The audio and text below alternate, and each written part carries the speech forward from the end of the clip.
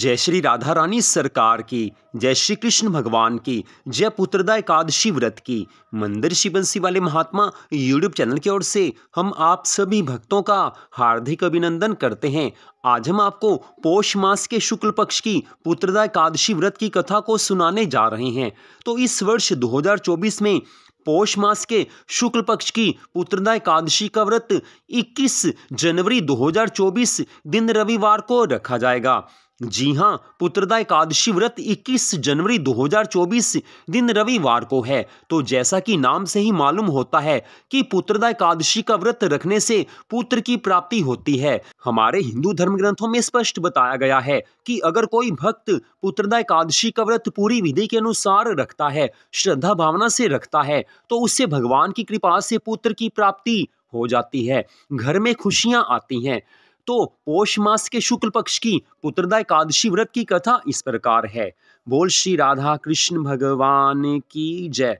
युधिष्ठिर जी भगवान श्री कृष्ण जी से कहने लगे हैं कि हे श्री कृष्ण, हे प्रभु, आप कृपा करके बताइए कि पौष मास के शुक्ल पक्ष में कौन सी एकादशी होती है, उसका क्या नाम है, कौन सी विधि है तथा उसमें किस देवता का पूजन किया जाता है। ये कथा सुनाने की कृपा कीजिए। आज युधिष्ठिर जी महाराज के इन वचनों को सुनकर भगवान श्री कृष्ण जी कहने लगे हैं कि हे राजन, पौष मास के शुक्ल पक्ष की जो एकादशी है उससे बतलाता हूँ, सुनो।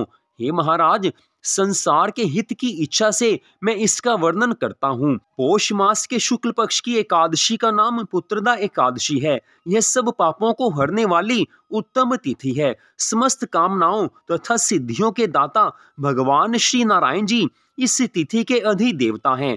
चराचर प्राणियों सहित समस्त त्रिलोकी में इससे बढ़कर दूसरी कोई तिथि नहीं है। पूर्व काल की बात है, भद्रावतीपुरी में राजा सुकेतुमान राज्य करते थे।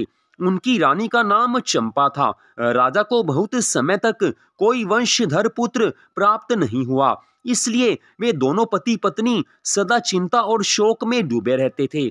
राजा के पितर उनके दिए हुए जल को शोक के कारण गर्म करके पीते थे। राजा के बाद कोई ऐसा दिखाई नहीं देता जो हम लोगों का तर्पण करेगा, ये सोच सोच कर पितर दुखी रहते थे। एक दिन राजा घोड़े पर सवार हो गहन वन में चले गए। पुरोहित आदि किसी को भी इस बात का पता नहीं था।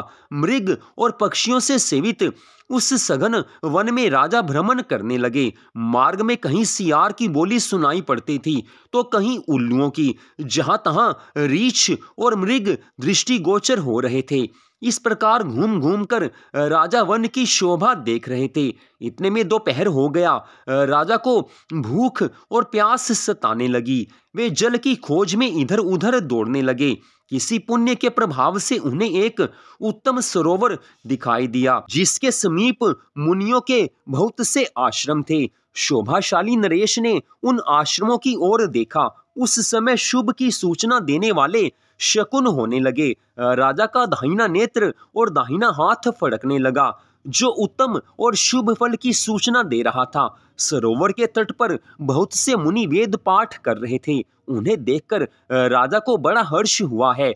वे घोड़े से उतरकर मुनियों के सामने खड़े हो गए और पृथक पृथक उन सब की वंदना करने लगे। वे मुनि उत्तम व्रत का पालन करने वाले थे। जब राजा ने हाथ जोड़कर बारंबार दंडवत किया, तब मुनि बोले, हे राजन, हम लोग तुम पर प्रसन्न हैं। राजा बोले, आप लोग कौन हैं, आपके नाम क्या हैं तथा आप लोग किस लिए यहाँ एकत्रित हुए हैं, यह सब सच सच बताइए। मुनि कहने लगे हैं कि हे राजन, हम लोग विश्व देव हैं, यहाँ स्नान के लिए आए हैं। माघ मास निकट आया है। आज से 5वें दिन माघ का स्नान आरंभ हो जाएगा। आज ही पुत्रदा नाम की एकादशी है, जो व्रत करने वाले मनुष्यों को पुत्र देती है। राजा ने कहा, हे विश्व देवगण, यदि आप मुझ पर प्रसन्न हैं तो मुझे पुत्र दीजिए। मुनि बोले, हे राजन, आज के ही दिन पुत्रदा नाम की एकादशी है। इसका व्रत बहुत विख्यात है। तुम आज इस उत्तम व्रत का पालन करो। हे महाराज, भगवान श्री कृष्ण जी की कृपा से तुम्हें अवश्य पुत्र प्राप्त होगा। इतनी कथा सुनाकर भगवान श्री कृष्ण जी धर्मराज युधिष्ठिर से कहने लगे हैं कि हे राजन, इस प्रकार उन मुनियों के कहने से राजा ने पौष मास के शुक्ल पक्ष की पुत्रदा एकादशी के व्रत का पालन किया। महर्षियों के उपदेश के अनुसार विधि पूर्वक पुत्रदा एकादशी का अनुष्ठान किया। फिर द्वादशी को पारण करके मुनियों के चरणों में बारंबार मस्तक झुकाकर राजा अपने घर वापिस आए हैं। तदनंतर रानी ने गर्भ धारण किया है। प्रसव काल आने पर पुण्यकर्मा राजा को तेजस्वी पुत्र प्राप्त हुआ, जिसने अपने गुणों से पिता को संतुष्ट कर दिया। वह प्रजाओं का पालक हुआ। इसलिए हे राजन, पुत्रदा एकादशी का व्रत अवश्य करना चाहिए। मैंने लोगों के हित के लिए तुम्हारे सामने इसका वर्णन किया है। हे राजन, जो मनुष्य एकाग्रचित होकर पुत्रदा एकादशी के व्रत का पालन करते हैं, पूरी श्रद्धा भावना से व्रत रखते हैं, वे इस लोक में पुत्र को प्राप्त करके मृत्यु के पश्चात स्वर्गगामी होते हैं, अर्थात स्वर्ग में वास करते हैं। हे राजन, इस कथा को पढ़ने और सुनने मात्र से अग्निष्टोम यज्ञ का फल मिल जाता है। तो इस प्रकार भगवान श्री कृष्ण जी ने धर्मराज युधिष्ठिर को पौष मास के शुक्ल पक्ष की पुत्रदा एकादशी की व्रत की कथा को सुनाया है। तो मंदिर बंसी वाले महात्मा यूट्यूब चैनल की ओर से आज की इस परम सुंदर कथा को सुनने के लिए आप सबका हार्दिक धन्यवाद। भगवान श्री राधा कृष्ण जी की, भगवान श्री लक्ष्मी नारायण जी की पुत्रदा एकादशी व्रत की अनंत कृपा सदा आप सब पर, आपके परिवार पर बनी रहे। इसी मंगल कामना के साथ जय श्री राधा रानी सरकार की, जय श्री कृष्ण भगवान की, जय श्री लक्ष्मी नारायण जी भगवान की, जय पुत्रदा एकादशी व्रत की।